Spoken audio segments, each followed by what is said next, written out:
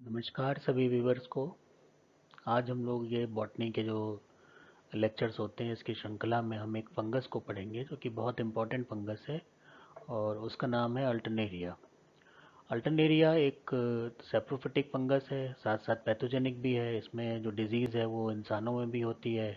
इसके अलावा प्लांट्स में तो ये बहुत नोन है और एक बहुत मशहूर डिजीज़ है अर्ली ब्लाइट ऑफ पोटैटो, वो इसी फंगस के द्वारा होती है। तो आज हम लोग इसके बारे में जानेंगे। चलिए आगे बढ़ते हैं। सबसे पहले इसको इंट्रोडक्शन देख लेते हैं क्या है। तो अल्टरनेरिया एक जीनस है एस्कोमाइसिटीज़ का।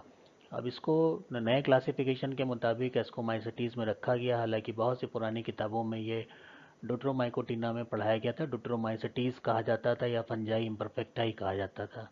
लेकिन अब जो है इसको एस्कोमाइसिटीज़ में पढ़ाया जाता है क्योंकि इसमें सेक्सुअल स्टेज मिली और सेक्सुअल स्टेज में देखा गया कि एस्कस का फॉर्मेशन होता है जिसके अंदर इसके स्पोर्स बनते हैं। जहाँ तक बात की जाए इसके डिस्ट्रीब्यूशन की, तो ये वाइडली डिस्ट्रीब्यूटेड है नेचर में और स्पेशली सॉइल और एयर में इसके स्पोर्स यहाँ वहाँ मिल जाते हैं। और अ, थोड़ी भी अगर सॉइल जहाँ पर सड़ा गला सामान पड़ा है तो वहाँ पर इसके लिए बहुत अच्छी जगह होती है कि ये अपने आप को ग्रो कर सके और इसके वहाँ पर जो पेरिनेटिंग स्पोर्स है वो मिलते हैं। अब ये बहुत मशहूर है कुछ डिजीज़ेस के लिए, खासकर अगर ह्यूमंस की बात की जाए तो ह्यूमंस में बहुत सी एलर्जीज़ को ये कॉज करता है और इसमें स्किन पे बड़ी प्रॉब्लम हो जाती है लोगों को जिनमें ये इन्फेक्शन हो जाता है। हालांकि इतना फ्रीक्वेंट नहीं है, रेयर है, लेकिन होता है तो बहुत ज़्यादा परेशान करता है। तो इसमें दोनों ही फॉर्म आती हैं, सेप्रोफाइट भी आते हैं और साथ साथ पैथोजेनिक भी आती है जहाँ तक ह्यूमंस की बात की जाए। अब यहाँ पर इसकी टेक्सोनॉमी देख लेते हैं। तो टेक्सोनॉमी में किंगडम तो फंजाई ही होगा और फाइलम इसका जो अब नए क्लासिफिकेशन के मुताबिक है वो एस्कोमाइकोटा है। क्लास इसका दोथियोडियोमाइसिटीज है। ऑर्डर इसका प्लूरोस्पोरेल्स है और फैमिली प्लूरोस्पोरेसी है। और जीनस तो अल्टरनेरिया इसमें है ही है। ये आप सारे वो इसके जो मेजर सिम्टम होते हैं जब हमें कहीं दिखाई पड़ता है कि अल्टरनेरिया क्या है, तो हमें इस तरह से गोल गोल राउंडेड स्ट्रक्चर जले हुए दिखाई पड़ते हैं पत्ती के ऊपर, जिसको हम ब्लाइट कहते हैं। और यही जो है पहचान हो जाती है कि ये पत्ती अल्टरनेरिया से इन्फेक्टेड है। अब इसकी मॉर्फोलॉजी की बात करें तो मॉर्फोलॉजी में इसका जो बहुत इम्पोर्टेंट फैक्ट है वो ये है कि इसमें जो पिगमेंटेशन होता है वो बहुत डार्क होता है। तो डार्कली पिगमेंटेड फंजाई है जिनको डिमेटेशियस फंजाई कहा जाता है। इसके अलावा इसमें जो सेप्टा है वो सेप्टेट हाइफी पाया जाता है। जैसे कि आप देख रहे हैं कि यहाँ पर जो ये हाइफी बन रहा है इसमें एक ये सेप्टा है, इसके आगे ये सेप्टा है। इसमें भी आप देख सकते हैं जो पीछे बैकग्राउंड में दिख रहा है तो ये सेप्टा है। तो इसमें काफ़ी सेप्टेट कंडीशन होती है। हालांकि जो हाइफी होती है मल्टी न्यूक्लिएट होती है। कोनिडिया जो बनते हैं वो मल्टी सेलुलर होते हैं, जैसा आप ये देख रहे हैं कि यहाँ पर आपको ये सेप्टेशन दिखाई पड़ रहे हैं अलग अलग। और यही सेप्टेशन जो है वो इसमें वर्टिकल और हॉरिजॉन्टल दोनों ही होते हैं। तो मल्टी न्यूक्लिएट कंडीशन कोनिडिया की मिलती है। और ये क्लब शेप्ड स्ट्रक्चर होता है जिसको हम कहते हैं कोनिडियोफोर। इसके ऊपर बनते हैं और अक्सर ये चेन में बनते हैं। जैसे एक ये है, एक ये है, एक ये है, तो ये चेन ऑफ कोनिडिया बनाई बनती हुई दिखाई पड़ती है। तो यहाँ पर जब हम माइक्रोस्कोप में देखते हैं तो हमें ये चेन बहुत अच्छी दिखाई पड़ेगी। अगर हमने सेक्शन बहुत अच्छा किया हुआ है तो बिल्कुल आपको इसी तरह से ही दिखाई पड़ेगा। अब कुछ स्पीशीज़ के बारे में बात हो जाती है, कौन कौन सी स्पीशीज़ इसकी इंपॉर्टेंट है। तो एक तो अल्टरनेरिया अल्टरनेटा है। अल्टरनेरिया सोलनाई है जो कि late early blight of potato करती है। इसके अलावा अल्टरनेरिया ब्रेसिकेसी है जो ब्रेसिकेसी के मेंबर्स पे डिजीज़ कॉज करती है। अल्टरनेरिया ट्यूनी सिमा है। और इसके अलावा और भी बहुत सी स्पीशीज़ हैं। तो ये कुछ चार, तीन या चार नाम आपको याद रखने हैं, खासकर जो अल्टरनेरिया सोलनाई है। अगर आप बॉटनी के स्टूडेंट हैं तो ये स्पीशीज़ आपको याद होना बहुत ज़रूरी है। और दूसरी स्पीशीज़ है अल्टरनेरिया ब्रेसिकेसी। अब पैथोजेनिसिटी इन प्लांट्स, इसके बारे में हम बात कर लेते हैं। तो ये एक लीफ स्पॉट को कॉज करते हैं, ब्लाइट को कॉज करते हैं और रॉट्स को कॉज करते हैं। तो लीफ स्पॉट आपको दिखाई पड़ रहे हैं, ये स्पॉट्स हैं। ये जला हुआ लग रहा है तो ये ब्लाइट है। इसके अलावा इसमें कुछ सड़ने लगता है तो उसको हम कहते हैं रॉट। तो तीनों ही सिम्टम हमें दिखाई पड़ते हैं जो कोई अगर प्लांट इससे इन्फेक्टेड है तो। और ये पोटैटो को तो करते ही करता है, साथ साथ टोमेटो उसी फैमिली सोलेनेसी का ही मेंबर है, उसमें भी ये इन्फेक्शन कर सकता है। और इसके अलावा ब्रेसिकेसी में भी इन्फेक्शन कर सकता है। कुछ मेंबर ब्रेसिका के होते हैं, ब्रेसिकेसी के, जिसमें कि ये इन्फेक्शन कॉज करता है।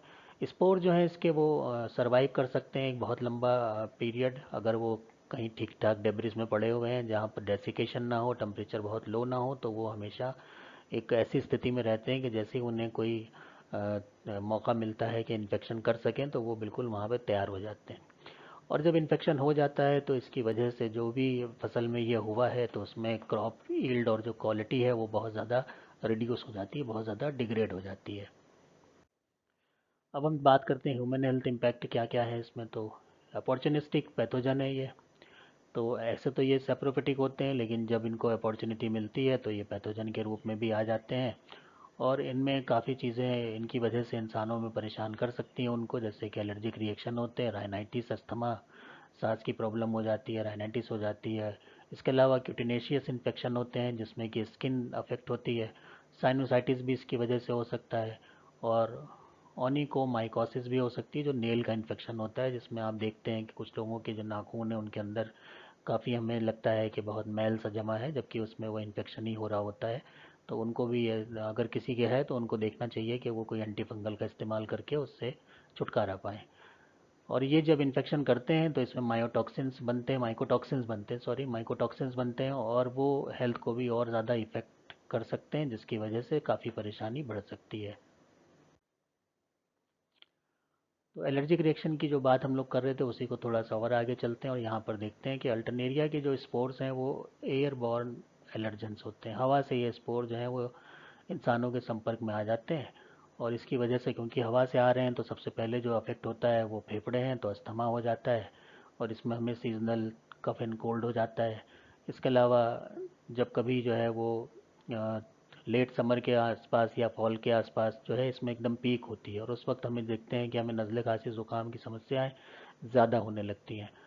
और जो इसमें डायग्नोस्टिक मार्कर है उसमें ALT-A1 है, जिसके पहचान करके हम ये पता कर सकते हैं कि ये जो हमें अस्थमा या कोई स्किन की प्रॉब्लम हो रही है इसका कारक अल्टरनेरिया है या नहीं है। ये सब वो सिम्टम्स हैं जो हमें दिखाई पड़ते हैं इंसानों की स्किन के ऊपर। तो काफ़ी ख़तरनाक किस्म का एक फंगस है ये। डिटेक्शन कैसे करते हैं लैब में? तो डिटेक्शन, एक तो पहली चीज़ तो माइक्रोस्कोपिक है। उसी में अगर कोनिडिया दिख रहे हैं, क्योंकि बहुत करेक्टरिस्टिक डार्क कलर के कोनिडिया होते हैं, तो वो दिख जाते हैं। इसके अलावा हम इसको कल्चर कर सकते हैं, जो इसका पर्टिकुलर स्पेसिफिक डेक्सट्रोस अगर का जो मीडियम होता है उसकी मदद से। और मॉलिकुलर टूल में बात करें तो पीसीआर और डीएनए सीक्वेंसिंग करके हम पता कर सकते हैं कि डिजीज़ का कारक अल्टरनेरिया है या नहीं है। इसके अलावा कुछ इम्यूनोलॉजिकल टेस्ट होते हैं जो कि एलर्जी से रिलेटेड होते हैं, तो वहाँ पर भी हम देख सकते हैं कि एलर्जी जो हुई है उसका कारक अल्टरनेरिया है या फिर नहीं है। मॉर्फोलॉजी कर देखें अगर अल्टरनेरिया की, तो इसमें मॉर्फोलॉजी इसकी बहुत सिंपल है। अगर हम कल्चर पे देखते हैं तो हमें इस तरह से एक ये किनारे की तरफ वाइट वाइट कलर दिख रहा है, बीच में ब्लैक कलर दिख रहा है, तो ये कल्चर प्लेट पर अल्टरनेरिया ग्रो करता है। तो इस तरह से होता है क्योंकि जितना भी स्पोर्स हैं वो डार्क कलर के हैं, तो वो सब आपको डार्क कलर का पूरा एक पैच दिखाई पड़ता है। इसी को अगर हम थोड़ा स्प्रेड आउट करके माइक्रोस्कोप में देखेंगे तो हमें यहाँ पर ये कोनिडिया दिखेंगी चेन में, और उसके नीचे उनका कोनिडियोफोर होगा। तो इस तरह से हमें स्ट्रक्चर दिखाई पड़ जाते हैं, और माइक्रोस्कोपी के ज़रिए देखना बड़ा आसान भी होता है। तो ये क्या होता है कि डार्क ब्राउन कोनिडियोफोर के ऊपर ग्रो करते हैं। जैसा मैंने पहले बताया था, कोनिडियोफोर जो है वो क्लब शेप स्ट्रक्चर होते हैं और उन्हीं के ऊपर ये बनना शुरू होते हैं। और ये जो अब इनको कभी भी, इनका जो अगर अच्छा मौसम है जिसमें इनको बेहतर इन्वायरमेंट मिल गया, कंडीशन ग्रोइंग की बहुत अच्छी हो गई, तो ये ग्रो करना शुरू कर जाते हैं बिना किसी मुश्किलों के। और जो कोनिडिया है वो कोनिडियोफोर पे ग्रो होते हैं। ये हमेशा याद रखना है कि कोनिडिया का फॉर्मेशन ऑन दी कोनिडियोफोर होता है। और ए सेक्सुअल रिप्रोडक्शन में यही होता है। इसी वजह से इसमें ए सेक्सुअल जो रिप्रोडक्शन की स्टेज है उसे अल्टरनेरिया कहते हैं, सेक्सुअल मिलता है तो उसे प्लूरोस्पोरा कहते हैं। और स्पोर जो होते हैं वो लार्ज होते हैं और डार्क कलर के होते हैं, तो पहचानना थोड़ा आसान होता है बाकी किसी फंगस के मुकाबले में। जो इसमें कोनिडिया होती हैं उनमें छोटी छोटी चोंचें पाई जाती हैं, बीक्स पाई जाती हैं, और वो सेप्टेट होती हैं। तो उसमें बहुत से आपको वॉल फॉर्मेशन वर्टिकल और हॉरिजॉन्टल दोनों ही दिखाई पड़ते हैं। तो बहुत इजी है इसका मॉर्फोलॉजिकल करेक्टराइजेशन। अब हम बात करते हैं लाइफ साइकिल की। तो लाइफ साइकिल में क्या होगा कि एसेक्सुअल स्पोरी बनते हैं, क्योंकि ज़्यादातर ये प्लांट जो प्लांट में इन्फेक्ट करता है तो एसेक्सुअल स्टेज ही चलती है।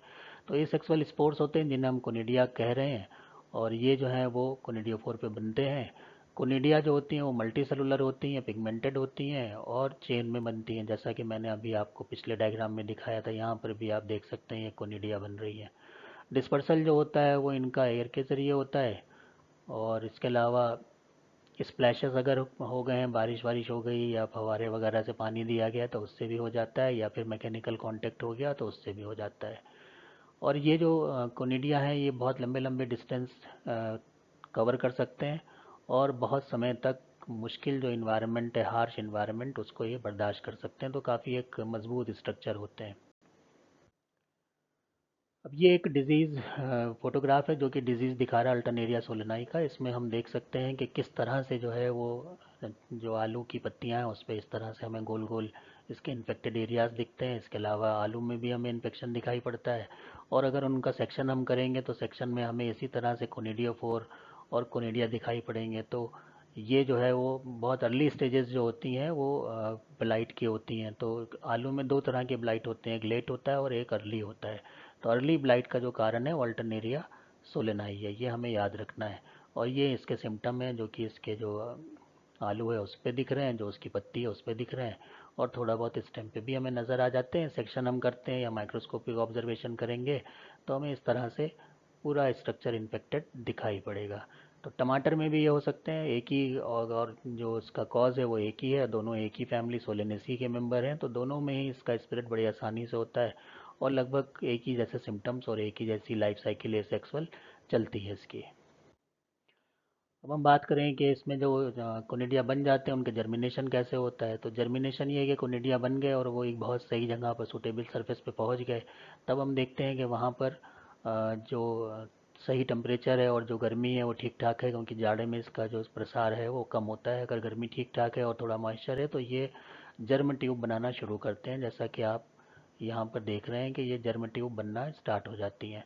और ये जर्म ट्यूब जो है वो जो अगर कोई प्लांट है जिसमें कोई इंजरी है या कोई ओपनिंग इनको मिल गई थी उसमें आसानी से इंसर्ट कर जाते हैं, और उसके बाद फिर जो प्लांट की सेल्स हैं उनके अंदर पहुंचकर प्लांट टिश्यू और उनकी सेल्स के अंदर अपना ग्रो करना स्टार्ट करते हैं। जैसे जैसे इनकी ग्रोथ होती जाती है वैसे वैसे जो प्लांट के टिश्यू हैं, सेल्स हैं, वो मरते चले जाते हैं, जिसकी वजह से हमें ब्लैक कलर के नेक्रोसिस स्पेसेस दिखाई पड़ते हैं, जो कि बाद में हम ये कहते हैं कि यही वो कारण है, यही वो सिम्टम है जिस जो ये बता रहे हैं कि इस प्लांट में अल्टरनेरिया का इन्फेक्शन हुआ है, क्योंकि ये बहुत ज़्यादा डिग्रेड कर देते हैं लीफ वगैरह की क्वालिटी को, और उसके ऊपर बहुत सिग्निफिकेंट हमें स्पॉट्स नज़र आते हैं। स्पोरुलेशन में क्या होगा कि कोनिडिया फॉर्म होती हैं इन्फेक्टेड टिश्यू पे, और ये साइकिल जो है वो बार बार चलती रहती है, बार बार कोनिडिया बने, बार बार कोनिडिया जर्मिनेट करेंगे, उनमें जो जर्म ट्यूब बनेगी, ये जर्म ट्यूब कोई भी स्टोमेटा या कोई इंजरी या कोई और वजह से जो भी कोई इंजरी है, मतलब ओपनिंग होना चाहिए, एपिडर्मिस रप्चर होनी चाहिए, और उसमें आसानी से ये प्लांट के अंदर प्रवेश करके नई साइकिल को फिर से स्टार्ट कर देते हैं। तो बड़ा आसान सा काम हो जाता है, एक बार अगर इन्फेक्शन हो गया तो प्लांट को बचाना इनसे बहुत मुश्किल काम है। अब कौन कौन से इन्वायरमेंटल फैक्टर हैं जो कि इसको सेक्सुअल स्टेज में ले जा सकते हैं। तो सेक्सुअल रिप्रोडक्शन जो होता है वो बहुत रेयर है, मैंने शुरू में ही बताया, बहुत अनसर्टेन है, और ज़्यादातर जो है वो ए सेक्सुअल रिप्रोडक्शन ही होता है। लेकिन कभी कभी सेक्सुअल स्टेज मिलती है जिसको टीलोमॉर्फ स्टेज कहते हैं, और ये बहुत ज़्यादा अच्छी तरह से अभी तक करेक्टराइज्ड नहीं है, लेकिन फिर भी लोगों ने देखा है, और जो देखा है तो फिर उसका नाम प्लियोस्पोरा स्पीशीज कर दिया गया। और उसमें इस तरह से देखिए कि ये एस्कस बना हुआ है पूरा, ये एस्कस बना हुआ है जो कि एस्कोमाइकोटा का करेक्टर है, जिसकी वजह से इसको इसका क्लासिफिकेशन बदल दिया गया। तो यहाँ पर ये आप देख सकते हैं, एक दो तीन चार, ये पूरे आठ नौ, आठ के आसपास जो है वो बनते हैं, जैसे कि एस्को एस्को स्पोर्ट्स बनते हैं उसी तरह से यहाँ पर भी ये एस्को स्पोर्ट्स टाइप की स्ट्रक्चर बन रहे हैं, लेकिन ये मल्टी सेलुलर होते हैं बिल्कुल वैसे ही जैसे कि इसमें कोनिडिया होती है। तो सेक्सुअल रिप्रोडक्शन जो है वो एग्रीकल्चर हॉर्टिकल्चर में अगर जो इन्फेक्शन होता है इन इस फंगस की वजह से वहाँ तो रिपोर्टेड नहीं है, लेकिन जहाँ कहीं भी देखा गया है तो फिर उसका नाम प्लूरोस्पोरा स्पीशीज़ कर दिया गया है। तो ये आपको हमेशा अपने याद रखना है कि जो इसकी सेक्सुअल स्टेज है वो प्लूरोस्पोरा है, ना कि अल्टरनेरिया है। तो इसी में हम देखें कि जो इन्वायरमेंटल फैक्टर हैं वो लाइफ साइकिल को अफेक्ट करते हैं, और इसकी वजह से वो सेक्सुअल भी हो सकती है जैसा पिछली स्लाइड में बना बताया था आपको, लेकिन जो बाकी ए सेक्सुअल को भी अफेक्ट कर सकते हैं वो है टेम्परेचर। तो ऑप्टिमम टेम्परेचर इसका 20 से 30 होता है, ह्यूमिडिटी इसको हाई चाहिए रहती है, और जो भी इसमें वेटनेस है, अगर लीफ वेट है तो ये बहुत अच्छा इसके लिए होता है। लाइट अगर ठीक ठाक है इसको, तो ये भी इसके लिए बेहतर है, क्योंकि लाइट ज़्यादा होती है तो टेम्परेचर थोड़ा रेज होता है, और टेम्परेचर रेज होगा तो इनके लिए सूटेबल इन्वायरमेंट क्रिएट होगा। इसके अलावा जो होस्ट और प्लांट की ससेप्टिबिलिटी है वो भी बहुत ज़रूरी होती है, कि हर फंगस हर प्लांट को इन्फेक्ट नहीं कर सकता, और हर प्लांट हर फंगस से इन्फेक्ट नहीं हो सकता। तो वो भी देखना होता है कि इसके आसपास जहाँ पर ये है तो इसका एक स्पेसिफिक होस्ट होगा, तभी ये आगे चल पाएगा। और अगर जब तक नहीं मिलता है होस्ट तब तक ये ओवर विंटरिंग और सर्वाइवल वाले मोड में रहता है। तो यहाँ पर जो ये स्पोर्स बन जाते हैं ऐसे ही पड़े रहते हैं, और जब तक इनको दोबारा अच्छी कंडीशन नहीं मिलती तब तक ये कुछ नहीं करते, और जैसे ही अच्छी कंडीशन मिलती है तो दोबारा से ये अपनी साइकिल जो अभी आपको बताई है वो स्टार्ट कर देते हैं। अब इसको कैसे कंट्रोल और मैनेज करें, तो एग्रीकल्चर में क्रॉप का रोटेशन करते रहें, ताकि बार बार इनको अपने जो स्पेसिफिक होस्ट हैं वो ना मिले। वैरायटी जो रेजिस्टेंट है इसकी वो उगाएं, बहुत सी आजकल रेजिस्टेंट वैरायटी बना दी गई हैं, और अगर उनको उगा रहे हैं तो इस तरह के इन्फेक्शन होने के चांसेस बहुत कम हो जाते हैं। इसके अलावा फंजीसाइड का इस्तेमाल करना, हालांकि इन्वायरमेंटल कंसर्न्स की वजह से ये बहुत ज़्यादा अच्छा नहीं माना जाता है, लेकिन फिर भी कहीं बहुत ज़रूरत है तो इसका इस्तेमाल कर सकते हैं। उसके अलावा इंडोर इन्वायरमेंट में अगर हम देखें तो ह्यूमिडिटी कंट्रोल करके रखें, एयर फिल्ट्रेशन बराबर हो, और रेगुलर क्लीनिंग और मेंटेनेंस होती रहे, ताकि वहाँ पे कोई डेब्रिस वगैरह इकट्ठा ना हो, क्योंकि जो इसका प्राइमरी एक ठहराव का केंद्र है वो डेब्रिस होती है। अब इसको किस तरह से हम समझ पाए अभी तक वो देख लेते हैं। तो अल्टरनेरिया हम जब बात करते हैं तो अल्टरनेरिया एक बहुत डाइवर्स और वाइड स्प्रेड जीनस है, जिसका एग्रीकल्चर और हेल्थ पे बहुत सिग्निफिकेंट असर होता है। इसका इफेक्टिव मैनेजमेंट बहुत ज़रूरी है, और इसके लिए इसकी बायोलॉजी इकोलॉजी को समझना भी बहुत ज़रूरी है।